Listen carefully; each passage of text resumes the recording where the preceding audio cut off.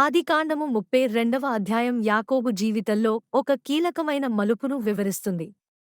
తన అన్న ఏశావును కలుసుకోవడానికి ముందు యాకోబు అనుభవించిన భయం, అతని ప్రార్థన మరియు దైవిక పోరాటం ఈ అధ్యాయం యొక్క ప్రధానాంశాలు.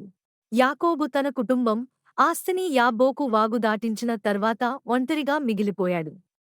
అప్పుడు ఒక వ్యక్తితో తెల్లవారుజాము వరకు పోరాడాడు. ఈ పోరాటం కేవలం శారీరకం కాదు, ఆధ్యాత్మికమైనది. యాకోబు పట్టుదల, ఆశీర్వాదం కోసం అతని తపన ఇక్కడ స్పష్టమవుతుంది. ఈ పోరాటంలో యాకోబు తొడసందు కీలు వదులుతుంది, అయినా ఆశీర్వాదం పొందే వరకు ఆ వ్యక్తిని వదలడు.